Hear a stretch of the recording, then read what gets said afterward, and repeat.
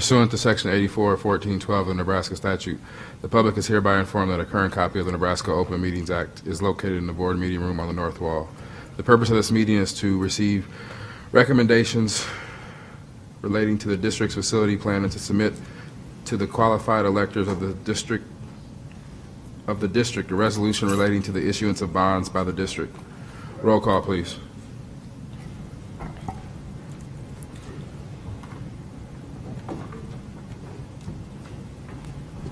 Faye. Sorry, that was loud. Here. Snow. Here. America. Here. Godding. Here. Wayne. Present. Williams. Present. Scanlon. Present. Underwood. Here. Vargas. Present. 9 present. Why is that not on the agenda? It's not on the agenda, but this is an official meeting, so if you can and able to, please rise for the saying of our pledge. Pledge of allegiance To the flag of the United States of America and to the republic for which it stands, one nation, under God, indivisible, with liberty and justice for all.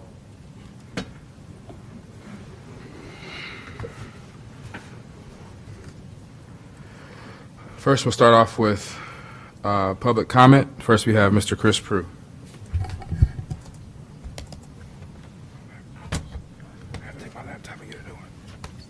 You'll have 5 minutes. Please state your name, address. You'll have 5 minutes. Mr. Ray, let you know when your time is up. All right. Chris Prue, P-R-O-U-L-X, Omaha Education Association, 4202 South 57th Street, Omaha, Nebraska. Good evening. I'm just here tonight to speak in favor of what I hope is going to be a bond proposal coming forward from the board. Here really just to let you know that OEA is here to support all of you in whatever decision you guys come up with. I know you've had a lot to think about and a lot to think through, and you haven't rushed through this decision-making process, to which I applaud you. It's no easy lift to ask the community or any taxpayer to take on more of a burden, but however, I believe it is well documented that our students are in dire need of doing something. So whatever you decide, I hope that everyone knows that decision is being made in regards to what is truly in the best interest of students. For those that may this evening come forward to speak against, I guess my only words for them would be, shame on you. There really isn't any reason to speak against any bond proposal unless you really don't want our students to be successful, unless you really don't want this district to move from good to great. That's really the only reason I can think of why we would not put something forward to the voters to support. I hear a lot of people talk about competition and how competition is a good thing. We need to be more competitive. Well, it's hard to be competitive if you don't have a level playing field. When you have the students in Westside who are able to get the voters there to support a levy override so that everybody can have more than what our students have, we don't have real competition. When the families in Millard or Elkhorn have modern, world-class facilities that our students don't have, that our staff does not have, we don't have real competition. So for those that, again, might want to come up here and speak against, don't out of the other side of your mouth speak about asking OPS to be more competitive. The only way to be more competitive is to do something better for our families and for our students. And that means we have to do something like this. We have to do something with our facilities. We have to make those upgrades. We can't ask our students to take online tests that we all are accountable for if we don't have the facilities that we need to make those things happen. We can't hold teachers accountable if we don't have the facilities that they need to be successful. I only imagine what it's like to try to teach over the sound of an air conditioner in my window. And I don't know, I guess I grow tired of hearing the stories about how I walked to school uphill both ways in the snow when I went to school. School in the 50s was very different. What we expected of students 30, 40 years ago was very different than what we ask of our students now. And asking to have air conditioning in every room is not a luxury, it's a necessity. Because every single school in the suburban area has that, just not us. So I know the decision that you may make this evening does not come easy. It hasn't come easy for the last couple of months. And just, I want you all to know OEA is here to do whatever we can do to support all of you in whatever decision you come up with. And I hope everybody here this evening to speak on this issue resonates that same sentiment. Thank you. Thank you. Next, we have Mr. Doug Kagan. Please state your name, last name, spelling of your last name, and address, please. You'll have 5 minutes. Good evening. My name is Doug Kagan, 12320 William Street, Omaha, and I represent Nebraska Taxpayers for Freedom. Our group vigorously will oppose these two bond issues. Issuing two sets of bonds is a bad idea, as the cumulative property taxes collected would total more than from your initial $683 million proposal. A possible mill levy hike of 10 to 16 cents for the first, 10 to 14.5 cents for the second. Similar to what I said recently, I compare it to OPS forcing one bowl of bitter herbs down taxpayer throats at a time instead of two bowls all at once. Moreover, the district could not pay off the first bond issue before issuance of the second. Also, OPS is still paying off previous bonds. Our main criticism is that the board still has not shown the taxpaying public a specific itemized list of repairs, renovations, security improvements, technology upgrades, and construction projects at individual locations. The list appeared to change continually. Contrasting with your Jacob study, the most recent Millard School bond issue presented many pages showing specific improvements with their individual costs. Moreover, the Jacob study appeared only on August 22nd, 6 days ago, with no notice to the public. Therefore, taxpayers had little time to examine it. The Douglas County Board allowed taxpayers to accompany board members to their 156th and Maple Road campus to see architectural plans and specific renovations, etc., for every section of the former Veterans Home. And we probably will support a tax increase for that project and its bond issue, because our number crunchers now have the specific information to prove that this county project will pay for itself. The district should have secured pledges of private contributions in writing weeks ago. We still do not have dollar figures regarding how much of the bond issue money would come from the private sector. You are still asking voters to write the district a blank check. In conclusion, we urge the board to begin the process anew and work with the public and us to compile a short list of overhauls for the dire necessities and explore alternatives such as energy performance contracts that would save money. Then we can unite to forge ahead to achieve a safe and healthy environment for our school children. I want to add one last point. The gentleman before me said, shame on us. Well, shame on him.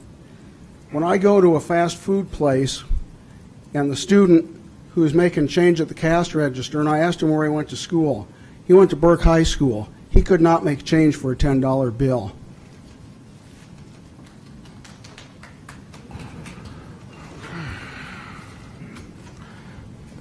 Next, we have Mr. Kelly Lawyer. Please state your first name, last name, and address. You'll have 5 minutes. My name is Kelly Lawler. My address is 3033 South 107th Street, zip code 68124. Good evening. My name is Kelly Lawler, and I am on the PTO at Crestridge Magnet. And I'm here tonight to say thank you. Thank you for all your hard work on this current school bond. I know that countless hours have been put into the project, and I am excited about the bond and what it can do for the Omaha Public Schools. And I'm hopeful that the Omaha community will respond favorably and that the Omaha Public Schools will get the renovations that they need and that they deserve. I'm here to tell you that I love Omaha Public Schools, and I do love Crestridge Magnet, and I feel very lucky. My son, Andrew Lawler, was selected via the lottery. We live in District 66, but we were able to opt into Crestridge Magnet. He's experiencing a dual language classroom in English and Spanish. This is an education he could get nowhere else but in the Omaha Public Schools.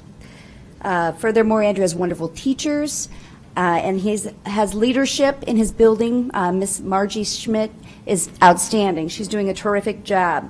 Our school is recognized by the Magnet Schools of America, as well as the International Spanish Academy. Our school is amazing.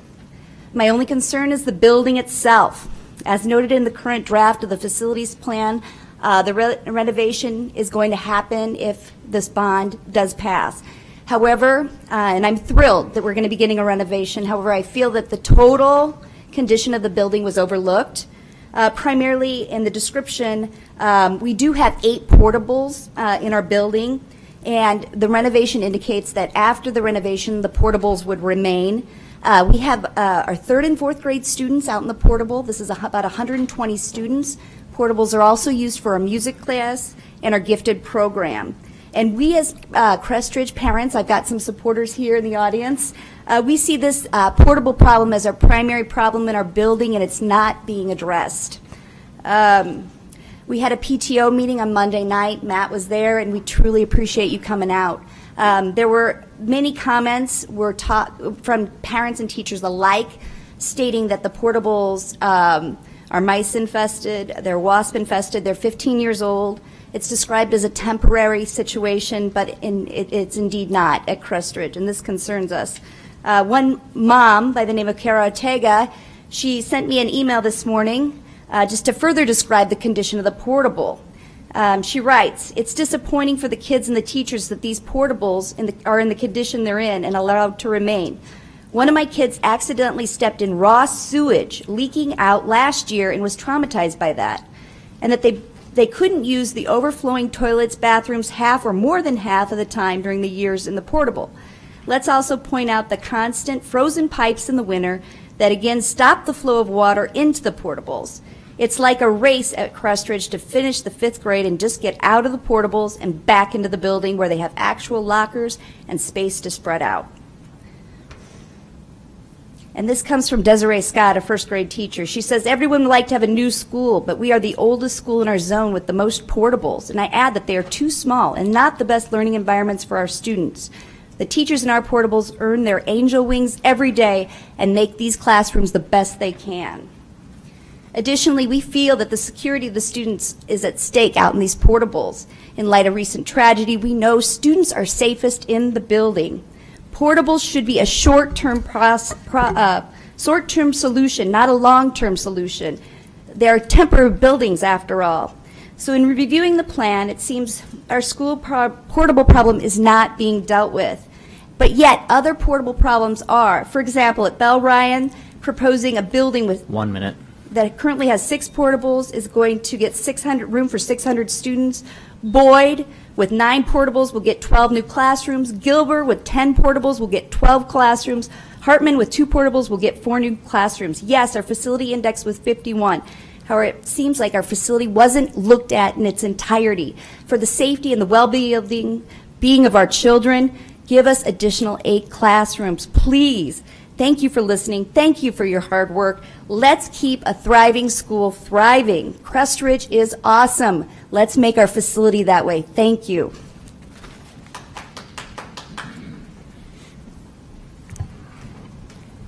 Next, we have Teresa Van.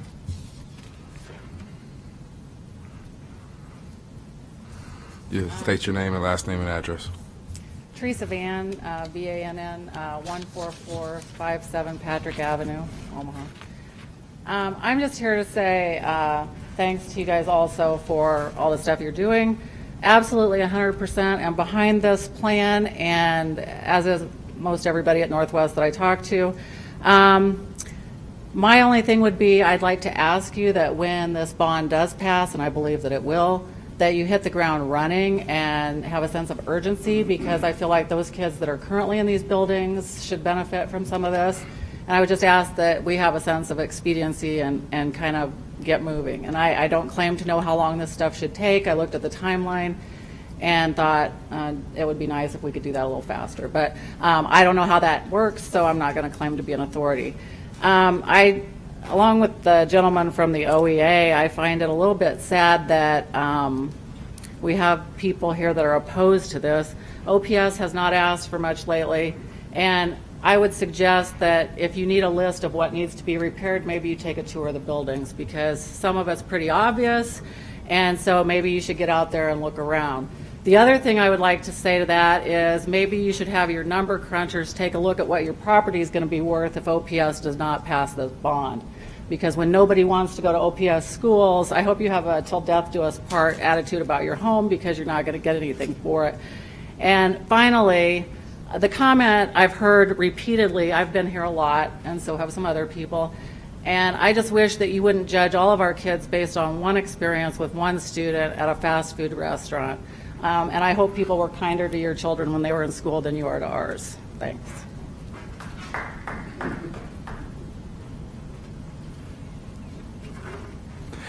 Next, we have Mr. Ivan Gilreath. Please state your name, address, and you'll have 5 minutes. Good evening. I won't need 5 minutes. Mr. President, Superintendent, the rest of the board, I'm Ivan Gilreath, 14021 Hartman Avenue, proud graduate of Bryan High, 1977, Masters of Business Administration from the University of Nebraska-Lincoln, and I can make change for a 10. I want to thank all of you for your hard work. You've done a lot of hard work in putting all this together. No matter how hard you work at it, it's not going to be perfect. It's going to have some things that other people would like to see. But the most important thing is our kids deserve to have their schools at a level that are conducive to good learning. And we serve a lot of the same kids that are going to these schools, and I go to all these schools, and some of these schools are so badly in need of repair that it's impossible to get a quality learning experience. And so what I want to ask the board tonight is, it's not perfect, it's not going to be perfect. And you could work on it till the cows come home, and it's still not going to be perfect. Somebody's not going to be happy.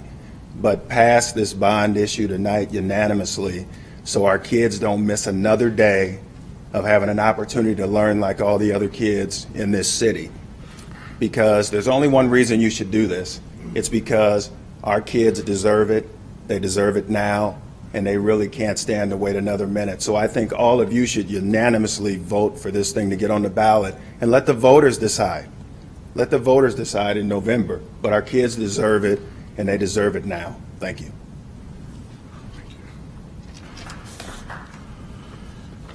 Is there any more public comment, Mr. Ray? No. Next, we'll move to information item.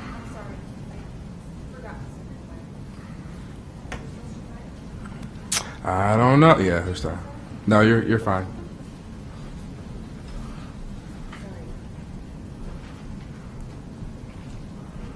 Thank you. Good evening. Carolina Quesada, last name Quezada, and I apologize for that late entry. Dear members of the Omaha Public Schools Board, I'm Carolina Quesada, Executive Director of the Latino Center of the Midlands, and I want to say that on behalf of the families and our neighbors in our community of South Omaha, I come before you to express support in investing in the infrastructure of our kids. This is really critical, and thank you for taking on this fight. We all understand it's not an easy thing to do, but we need to move forward. We need to invest in the future of our communities, and of course in the infrastructure. Omaha really is at a crossroads right now, and we have, I think all of us, seen a lot of the demographic data that really points to the changes that are happening in our region. And so making these investments now is really critical. Again, I'm here on behalf of the families that we serve, and during the course of the last several weeks, as the bond issue has been in the news, and I have come before you previously, and I've made some comments around community engagement, We have been talking to our parents. We have programming currently at South High School, and we have programming at Bryan High School, and we've engaged some of our parents in conversations about this very issue.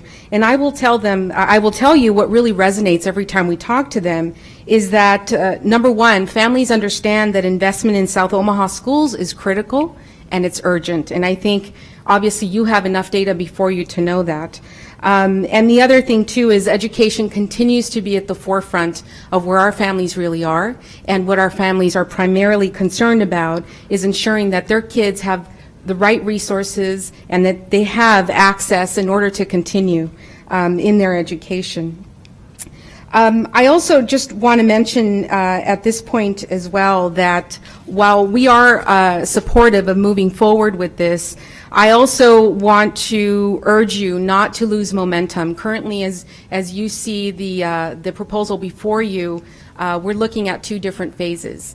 And I think you have enough data before you to know that some critical investment in South Omaha has to be made.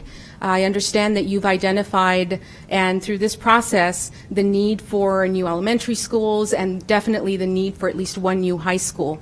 And this is definitely echoed in the comments of the parents that we're serving. Obviously, there's a need to look at infrastructural changes and improving a lot of our South Omaha elementary schools, but the need to expand and make sure that we have new buildings in this community is really critical. And that certainly is echoed with a lot of not only the parents that we serve, but in the community. They understand that when we know where the demographic growth is occurring in our metro area. So again, number one, I want to commend you. Thank you for moving forward with this, and certainly we hope there's a very positive outcome as far as putting this initiative before the voters in the fall. And again, just to urge you, we can't lose momentum on these initiatives. We have to start being strategic now, planning to ensure that we really are going to meet the infrastructural needs of this quickly growing community. Thank you. Thank you. Next we have Michael Williams. Name, last name, spelling of your last name and address, please. Williams, 4932 Ohio Street. I do want to congratulate the board, the administration, Jacobs, and everyone involved on coming so far so quickly. I was fortunate to serve on the steering committee for both the strategic plan and the facilities use plan. They were good, fair processes. What has been decided is ours. We did this, and we've done a good job, I think. So I strongly urge you to pass and send this resolution to the voters. This facilities plan has something in it to meet the needs in our schools all over the city. Taxpayers in every quadrant will benefit. This plan supports the strategic plan, which the board passed unanimously. To me, it doesn't make sense to pass the strategic plan and not send this to the voters. We know what unfunded mandates do. No Child Left Behind is the perfect example. We don't want to have that here. I especially appreciate the fact that the plan's approach includes the concept of equity.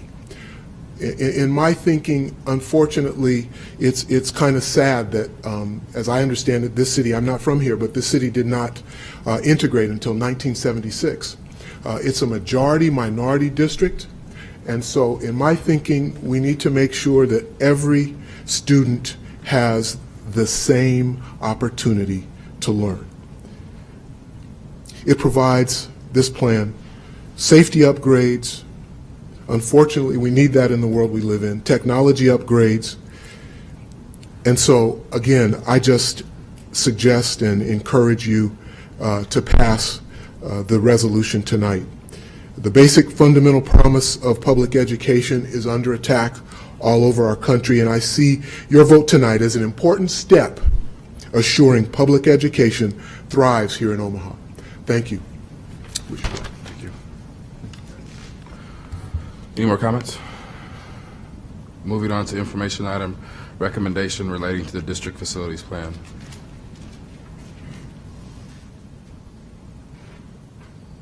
Somebody from Jacobs. I assumed that was it, but just wanted to make sure. Thank you, Board President Wayne, Superintendent Evans, members of the board, and district staff.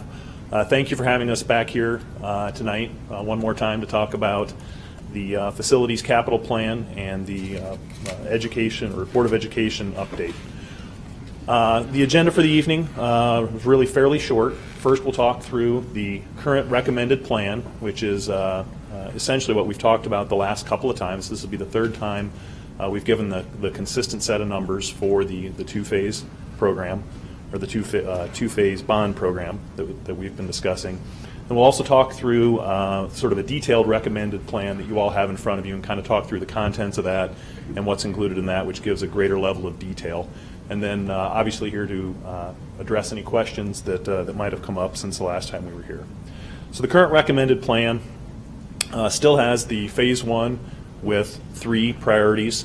There is the fire, life safety, security, and technology, which brings the elementary schools, the middle schools, and the high school, puts the money into those, as well as brings all of the schools up to the current technology standard. And the total for that still is the $131,033,651. The second component is the capital improvements, renovations, and replacements. The bulk of those are the replacements the bulk of that number is the replacement of Bell Ryan, Columbia, and Western and Yates, and then the capital improvements at the high FCI schools, as well as the schools that are currently without air conditioning, at $135 million. The capital improvements at the 4 elementary schools, as well as additions at 2 elementary schools, totaling $90 million. And then the capital improvements at Benson, Bryan, Burke, and Northwest, with the career technology education renovation at Benson High School, and then relocation of the alternative programs. Total for that stands at $259,766,144. And then finally, as we've talked, the increased capacity, which is to procure land for 2 new elementary schools in the south, as well as procure land and begin the design process for a new high school in the south and a new high school in the west, at $30,147,200. The second phase focus, which we've talked about being in potentially May of 2017, so somewhere in that time frame, either at the mayoral election in 2017 or 2018. 2 main categories of work there. The first would be to move forward with the construction on the new schools that land is being procured for in phase 1, and the preliminary design being done for in the high schools, as well as the construction of a new middle school on the land that the district currently owns adjacent to Gateway. And then additional capital improvements at the other 2 middle schools that are not being addressed, or 2 of the middle schools that are not being addressed in phase 1. 9 elementary schools that kind of move down into that next tier of slightly lower facility condition index, but still have significant needs. And then doing work at all of the high schools as well as the alternative schools. So when you look at the 2 components, phase 1 with the 3 categories of work, approximately $421 million, with the breakdowns as we previously discussed. And then the phase 2 focus with the new construction as well as the additional capital improvements, totaling $377 million. So that's the information. Again, sort of an overview, high level of what we have previously provided and discussed at the last 2 meetings. The next thing that we'd like to go through is the document you have in front of you, which is the more detailed version of what we've gone through and gives detail on specific projects that is available. It was, I believe, Matt, it was attached with the agenda for the meeting tonight, so this is publicly available information. So we'll just kind of talk through what this document is about and kind of what it contains. We're not going to go through every page of it, but we can certainly talk through kind of the concepts. So what you see there is just kind of the cover that's on the document. It is consistent with the previous presentation, so all the numbers kind of tick and tie to make sure that we're not changing things up on anyone. It does provide additional detail about the projects at individual schools, and it also includes an updated conceptual schedule that we'll take a look at here in a minute. So the table of contents, there is an executive summary in there that gives a high-level overview of the recommendation for the two-phase bond program. We do talk through, the second section is the background, talks about the community dialogues, the input, the process with the steering committee, the numbers of meetings, things of that nature. There's a matrix of work that lists all of the projects at the various schools, both for the elementary as well as the middle and high school. There is a breakdown of the Phase 1 bond summary, which is the $421 million, and then a further breakdown for the Phase 2 bond. A little less detail because that's further out in the future, and then a conceptual schedule included. So the executive summary is 3 pages. It gives the summary narrative, and if you'll find that if you look at those tables and the numbers there are consistent with the presentation we just gave, again, that we've given the last couple of times. Talks through some of the concepts, a little bit of the phasing and kind of how we got there on some of these things, and then has a printing or a printout of the Phase 1 bond table and the Phase 2 bond table, again, consistent with what we've been presenting, sort of as an executive summary, sort of a nice little 3-page sort of brochure, if you will. The background is a couple of pages. It's a summary of the Omaha Public Schools. Got some of the assets in there, the numbers of buildings. There's a table so that everyone is aware of, the district does have a little over 100 facilities. And then also talks about the process that we went through to develop this plan, through the initial planning, the stakeholder engagement, community engagement, and then the final master plan that we're presenting here tonight. The matrix of work is a summary of all of the work. Talks about the different types of projects, the different schools, and the amounts of money that are projected to be in the Phase 1 bond as well as in the Phase 2 bond. I believe there's 2 pages of listings for elementary schools due to the sheer number, and then there's also listings for middle schools as well as the high schools and alternative programs. So there's a kind of a summary through the entire district for all of the schools of what is being proposed and when. In the Phase 1 bond, what we did is we took each one of the 3 priorities, and there's each 3 of the 3 categories of work, and there is a breakdown of those categories of work. What you'll find is that for the fire, life safety, security, and technology upgrades, that there's an overall listing of what the typical types of projects are, because those vary school to school based on the upgrades that have been done at individual schools. Some are fairly up to date, some are a little further behind and going to need some more work.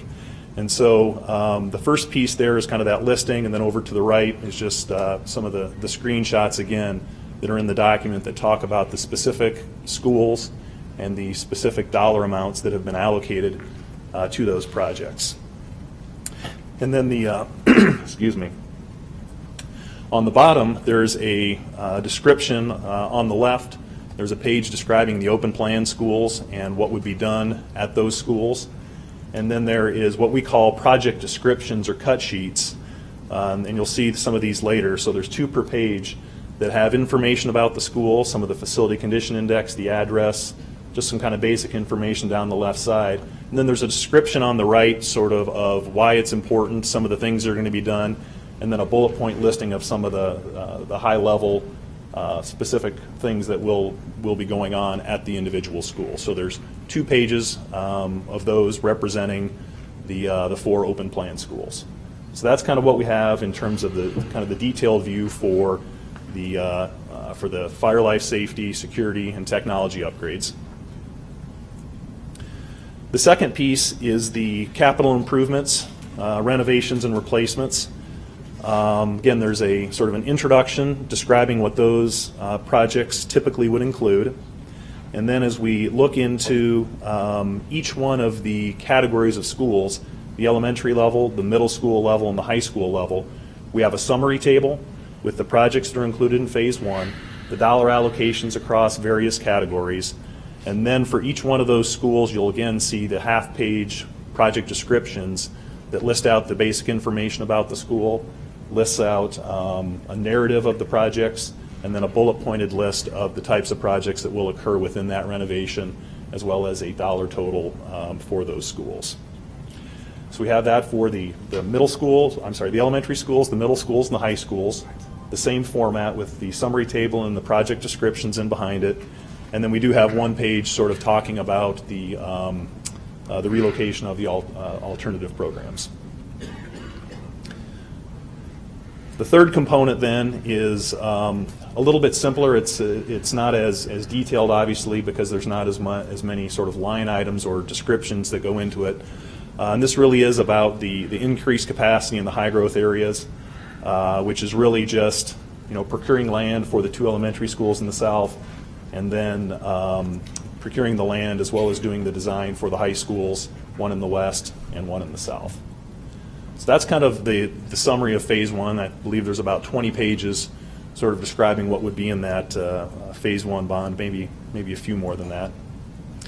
And then for the Phase 2 bond, what we've got listed is a listing of the capital improvements and renovations at the elementary, middle, and high school level, sort of a summary table describing what those are.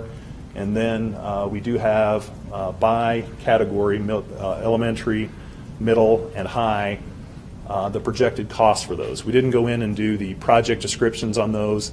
Those are a little bit further out, and we would want to verify those as we get closer to actually getting into those programs and make sure that the scopes and projects and budgets on those are still correct. And then finally, there is the projected funds required to build the 5 new schools. Again, the 2 elementary schools in the south, new middle school, as well as the 2 high schools, one south and one west. And then we do have a conceptual schedule that shows sort of the time frames for putting some of these schools into play. Again, it's very conceptual at this point. We've made no real attempt to prioritize and say this school needs to go first, this school needs to go second. We've kind of lumped them into large groups and said this is kind of how many that the design community can do, how many the program management firms can do, how many the construction managers can do, and what the Omaha market can really bear, because we simply can't do it all the time, so you kind of see the staggering. And what we've got on there, you'll note, is that we do show a second bond, which would be that black line, which would be the Phase 2 bond out in 2017. And we do show the timelines for the construction of the high schools. Those are the only projects that we're showing that would actually be approved in the Phase 2 bond. The rest are all Phase 1. But we know that the timing of the getting the high schools open was very important to some of the board members, so we wanted to go ahead and show that. So that's the package you have with sort of the greater level of detail. So with that, I would open it up to questions that anyone might have. Any questions?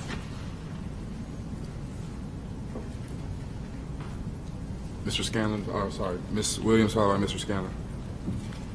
Could you just go into a little bit more detail about the schedule and what's going to affect it? I think that's got a lot of people concerned as far as when their school would be renovated and what kind of, if you could just talk basics of what are they going to be displaced, how that's going to be handled as we go through the first phase. Each one of the individual schools will have a slightly different plan depending on whether it's being a replacement school or whether it's being renovated. It also depends on the scale and scope of renovations that would potentially be done. We've talked through a couple different strategies about potentially building schools on site for the replacements and really not having any interruption at all during some of those projects. We've also got a couple of swing spaces that could potentially be used for relocation of elementary school students for a year or two if there's major renovations going on inside of schools. We have talked, you'll notice that we have some projects being completed, particularly in the security, technology, and life safety. Those would be completed as early as being ready for school in the fall of 2015. So we would be working with the district staff, the board, community members to prioritize what those projects are. And I believe one of the speakers earlier said hit the ground running, and that's our intent, is to hit the ground running so that we can get some immediate dollars in place and get some immediate impact and get the bond program kicked off fairly quickly rather than trying to figure out too much after after hopefully the bond would be approved. Thank you. Ms. Williams? I don't actually have any questions, but I want to thank you for a very well laid out plan. I mean, everything that I could ever want is in here. It's listed. I urge our public to really get online and look at this document thoroughly because it is very well planned and printed out. So I just wanted to thank you for that, and everything that I've personally asked is here, so I thank you. You're very welcome. Happy to work with you guys.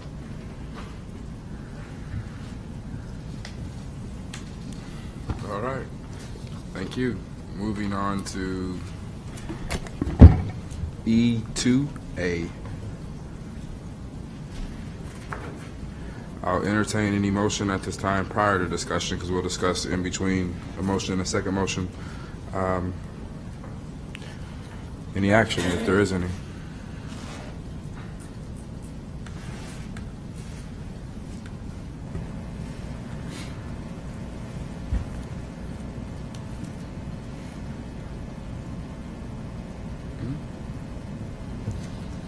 Were you asking for a motion? Yeah, I was asking for a motion. I move to submit to the qualified electors of the district a proposition relating to the issuance of $421 million of bonds by the district as attached.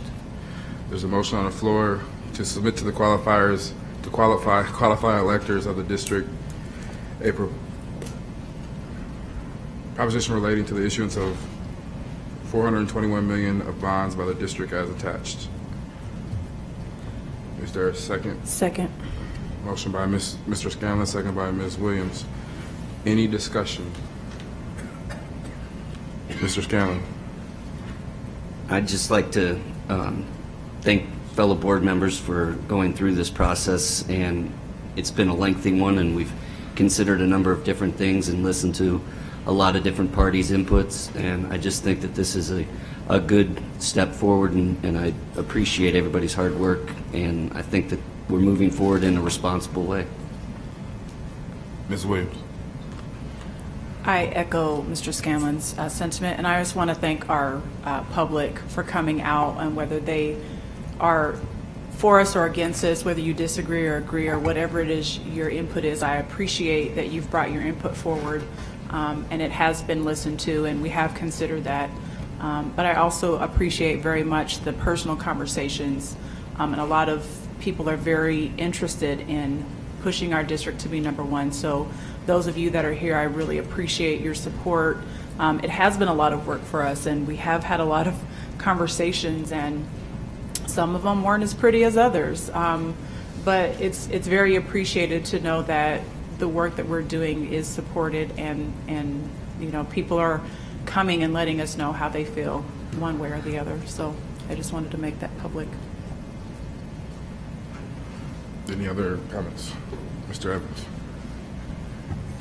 Thank you, President Wayne. I just want to, again, show my appreciation to the board for all the hard work, and also the staff. This has been quite a journey. Not only did Jacobs pull together all these details in a very nice fashion, I know there's been some questions about seeing all those details, and this clearly will give the voters plenty of time to see those details, which is really important. We've also presented other documents as well that demonstrated, for one, our outstanding debt per membership, in other words, debt per student, is by far the lowest in the learning community, which is one of those issues that really is here because the reality is we've got 15 years of pent-up demand. So our indebtedness actually is the lowest when you look at it on a per pupil basis, and that's a document that we're willing and happy to share with anyone that wants to see that as well. But again, I want to thank the board because it's not just been a bond issue and a facility plan. You've also completed a strategic plan, which really led to this document. So you've been working in just over a year's time with some of the most difficult and heaviest lifts that a school board could be a part of and that a school district could be a part of. We've moved a long ways in a year's time. This next step gives our young people what they deserve. We need to be able to walk into every single school and know that we're providing our young people the quality setting they deserve, They deserve it in OPS just like they do in any other location. So I can't thank the board enough for their effort and energy, and the public for the support that we have received in communications and community engagement meetings. They've clearly been supportive too, so I appreciate everyone who's been involved in the process. Any other, Ms. America? I also want to echo the thanks to everyone, the public, our staff, Jacobs, the board, for all the work that has gone into this. I had a couple of free minutes this afternoon, and I kind of accumulated my thoughts together based on conversations with people, feedback, emails. Surprisingly, no phone calls, even though my phone number was sent out over Twitter multiple times. So we are not taking this decision lightly. This is coming from the facilities process that we've been working on and reviewing for really over a year at this point. A process that initially identified $1.1 billion in capital needs for the facilities in our district. Since that initial proposal, our board has been working with teachers, administrators, parents, nonprofits, members of the business community, and others from all over Omaha to narrow the scope of our issues. We've been presented now with a two-phase facility plan, which addresses the safety and security of our students in our buildings today and plans for the future needs of our consistently growing district. This plan is by no means a Cadillac or a gold plan, which I've heard multiple times.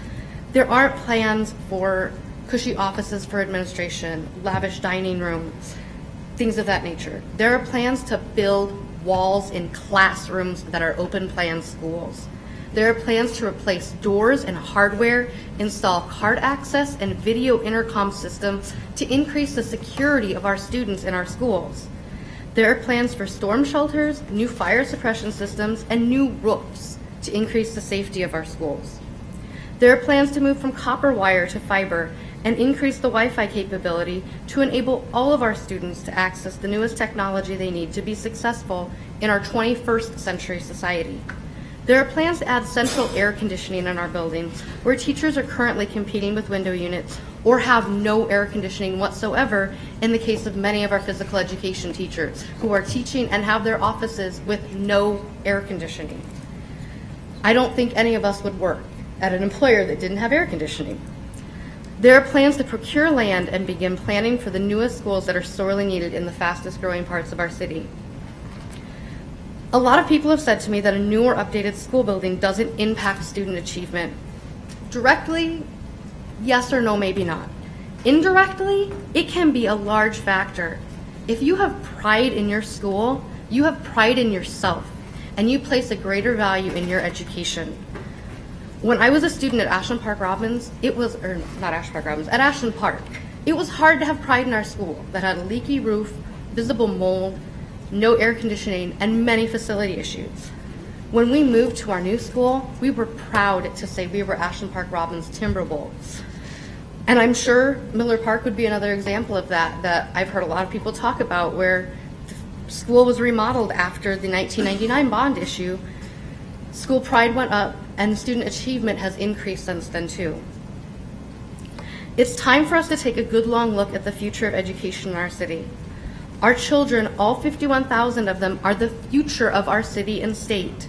We have not made a major investment in our schools in 15 years.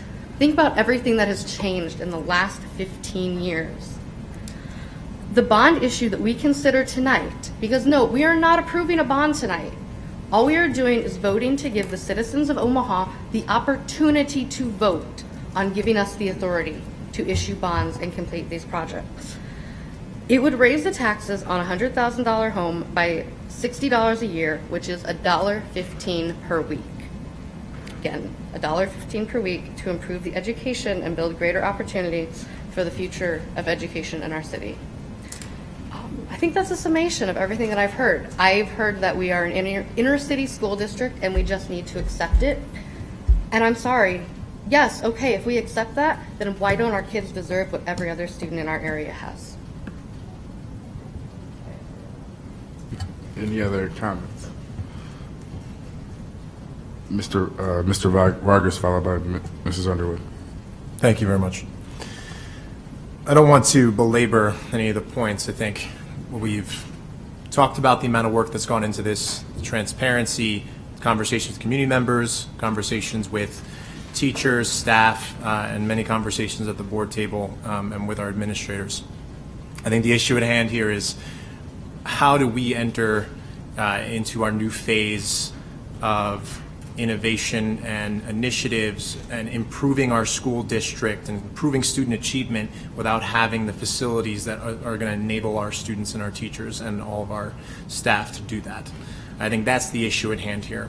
And I think what's often difficult with this conversation is we are representing our own districts, but at large we are representing the entire district and thinking about the future. For me, when I'm thinking about where we're headed, I'm in support of this because of how this addresses inequity across our district and making sure we are reaching all of our students and making sure they have the right facilities they need. And so that's where I'm thinking, and that's where my heart is, and I hope that comes through. But at the second piece, my hope, Carolina Quesada mentioned this as well, that we are very diligent with our follow-through in phase 2. I think it's very easy to focus on the long-term planning and be hopeful, but I urge us in the community to put a lot of emphasis and accountability on us as the board and on the district to follow through on phase 2, because when we look at the current overcapacity in South Omaha, and we are planning for that, I don't want that to get lost, and I don't want that to be something that is lost in translation of this plan. We are preparing for it, but I do believe that we still need to, and I'm under the assumption that we are going to find creative ways to address the overcapacity in an area, the area of the 3 areas that has the largest overutilization currently. And in that, I'm still looking at this as a step forward for our district and making sure we are doing what we can for all students in OPS.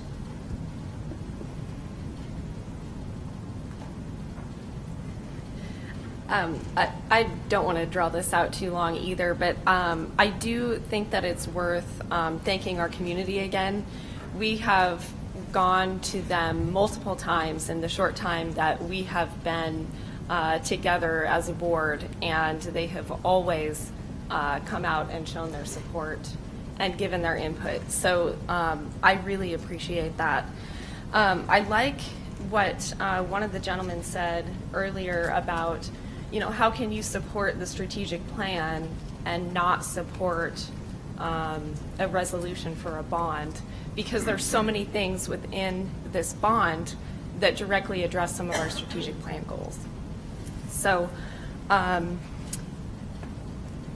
think this is an investment in our neighborhoods, which is really exciting to me, but at the end of the day, it's about providing the infrastructure and the support for our staff and for our students so that they can experience the achievement and the enrichment that they deserve.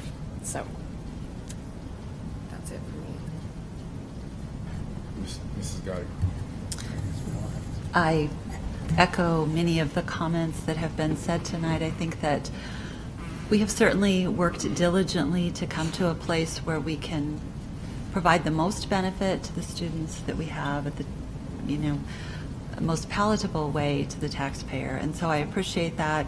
And as I shared with some of my constituents that I met with recently, I think that between the strategic plan and certainly our desire to put this on the ballot for the voters, we've started to change the trajectory of this district and where we're headed.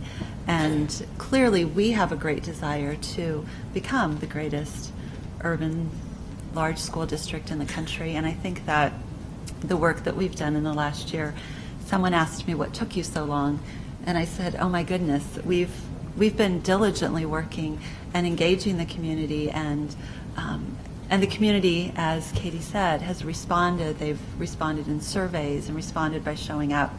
And so I'm very, very grateful for that. And I look forward to the future of Omaha Public Schools and becoming the greatest district in this country.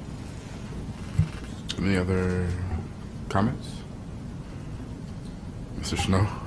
I feel like since everybody's making comments, I have to say something now too. So I met with many people in the community, and I've had some people that have had some concerns about the potential bond. But like I said, at the end of the day, I personally believe this helped close the achievement gap that we've been doing in this district. I know I looked at our vision statement. I pulled it out in my back of our new business cards for the district, and it says every student, every day, prepared for success. You cannot be prepared for success if you don't have proper technology in your classroom. You cannot be prepared for success if you're in an open pod and the entire classroom is too loud because the next pod next to you is just as loud as you. You cannot be prepared for success if the AC unit is too loud in your classroom and your teacher can't really give that instruction. You cannot be prepared for success if your classroom is overcrowded. This is what we're talking about here. We are living our vision right now as a district, and I thank everyone here that showed up in support of this measure. I think everyone on the board who's made a positive comment and everyone that is behind us right now. Right now is the time. Let's seize this moment. Thank you very much. Any other comments? Mrs. Fair. Yes, to all of that. Mr. Vargas made a comment about accountability and momentum, I think, regarding the phase 2, and I think I would just two pieces. I would ask the public to look at, Dr. Poole and I were talking before the meeting, and he pointed out to me on our district website a new tool that we have for the budget called Open Book, and I have tremendous confidence in the public and in the bond resolution that we're going to be voting on here shortly, that it will pass in November. And so I think ask the district to start preparing some sort of similar tool that'll be ready to go on the day after the election that will provide for the public that similar kind of transparency for the progress of the bond and how the bonds are being issued and what the progress on construction and all of those kinds of things. So the public has an easily accessible tool, which I think will help answer some of those ongoing questions and provide that accountability and transparency through the whole process. Okay, I guess I kind of was writing down what I was going to say, and I agree. I want to thank everybody for all the hard work. Board put in many hours. Community members have put in many hours. Jacobs, you have put many hours in, and Mr. Evans has put tons of hours in. I also want to thank OEA. I want to thank staff and district teachers, everybody, engineers, everybody put feedback into this plan. So truly it is a district and community plan. I want to thank everybody for that. I just want to take a minute, and truly will be a minute, hopefully, to tell you why I'm voting yes for Omaha kids. And that's kind of what I think this is about. This is bigger than just OPS. This is about entire Omaha community. It's about moving Omaha from good to great. And I said that last time at the last meeting, and I still believe that till today, that it's not just about Omaha, it's about everybody. We are growing, and we do have some current problems and needs that we got to address. There's no doubt about that. We're moving this ship forward with the strategic plan. We're addressing accountability. Our plan is clearly outlined what our goals are going to be. Every year we're going to come back to this community in front of this board. We're going to have a third party give us a report card. We're going to have a community report card that says how we're doing. We are holding ourselves accountable, which has never been done in this district that I remember. Our strategic plan is already working. Our achievement gap between African Americans and whites as far as graduation rates has been reduced by 47% over the last 10 years. Now it's time for us to build a capital plan to meet and complement our strategic plan. Let's face it, it's a reality. We have schools that are crumbling. We have schools that have problems. We have schools that need to be addressed. But despite all that, we're closing the achievement gap. And if you looked at our press release Tuesday when we had a press conference that Mr. Evans was holding and Dr. Kerberg, our NISA scores are going up. So despite some of the things that are going on in our buildings, overall our district is moving in the right direction. Graduation rates at an all-time high. Our dropout rate is at an all-time low. The fiscal impact, I hear a lot of people talking about the fiscal impact of this. And Ms. America took away my $1.15 line that I was going to use, so I'm just going to pass over on that one. But what I mentioned at the last meeting is true, that we're talking about $60 for a $100,000 household. If you have a truck that's filling up your gas tank one time, if you have a small car that's going to the gas station twice, our students are worth that. And when you start talking about the Omaha community, and again, this is about Omaha, not just Omaha Public Schools, but Omaha. You look at the tax levies around us, Elkhorn's at 0.36, I won't go into all of them, West Side's at 0.38. Pretty much virtually everybody around Omaha Public Schools has a higher tax rate. And even with this bond, we are still lower than almost every one of them, if not all of them. Our schools deserve the same treatment that the rest of the schools in the Omaha area deserve. And we talk about the financial impact. The reality is we are 1 in 5 students in the state of Nebraska. We are the largest human capital producer in the state of Nebraska. The University of Nebraska in Lincoln has 37,000 students. We have 51,000 students. If you think about that, over the next 20 to 30 years, I will challenge anyone that the Omaha community and the Nebraska entire community has more impact on what happens in Omaha Public Schools than anywhere else in the state, based off of human capital alone, based off economic revenue alone, that these children will produce over their lifetime in this area. Omaha has the biggest impact, so we have to invest in Omaha if we want our future in the state of Nebraska to move forward. We are roughly 3 out of 5 students in the Omaha area. Again, think about the human capital impact, the financial impact over the next 30 years if we don't invest in Omaha students. So we are moving forward. We are building our bridge to the future. But with that, I want you to understand some of the dynamics. Since 2000, we have pretty much increased our ELL students over 360%. So there are challenges we are going to face. We have over 100 different languages in Omaha Public Schools. Our refugee population has increased 84% since 2009, 2010. That kind of programming requires different space and different needs. That has to be done in this bond if we're going to continue to move forward in the future. Northwest and Benson will be at capacity in 3 to 4 years. Why? Because our enrollment is up 14% since 1994. We are going to continue to grow, and if we don't start laying the foundation for the next 7 years, it'll be too late to build high schools in the future because kids won't have anywhere to sit. Our academic achievement will continue to rise, I have no doubt. But I want to talk just for a second about the Omaha community. In 2000, we approved a venue, and I say we, the voters, of $216 million for the CenturyLink. We've approved UNO to build a new stadium, a basketball hockey arena. TD Ameritrade was $131 million. The community turns out to support venues in Omaha community, and I think what's before us today is the biggest venue of all times. Schools for our kids, schools for our future, the buildings that will drive Omaha's economics. So to me, this vote just isn't about OPS, this is about the entire Omaha community. Will every kid in the Omaha Metro get a high quality education in a 21st century school? And I believe the voters should decide that in November. And lastly, I'm voting because of my daughter. And I won't get emotional, but I always do. She'll be at OPS in a couple years.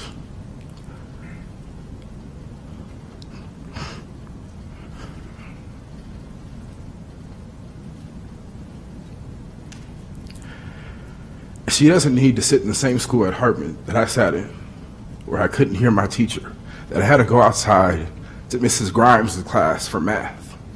And we had to run and slip and fall, and kids getting hurt, and one kid broke their arm because they're running because it's raining too hard or it's snowing too hard.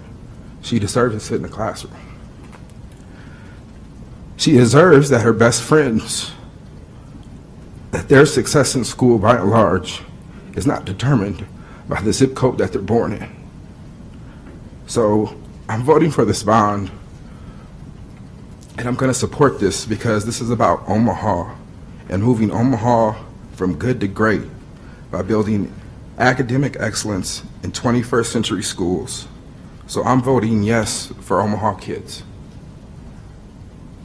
Thank you.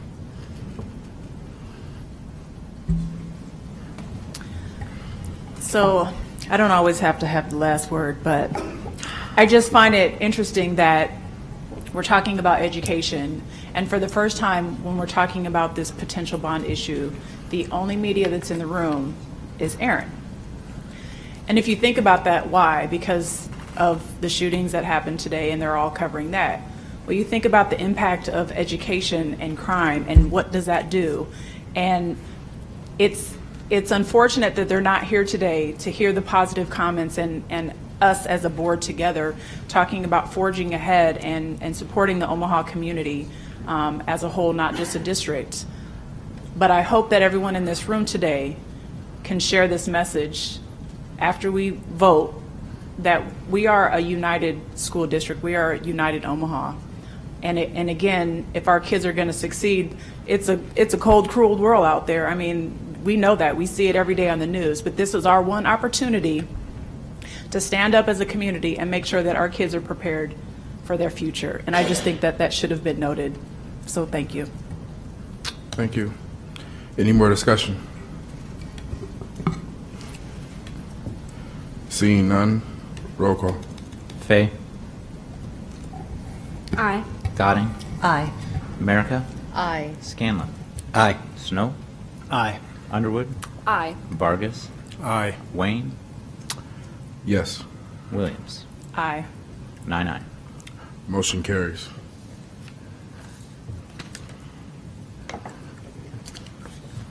It's okay to clap, audience.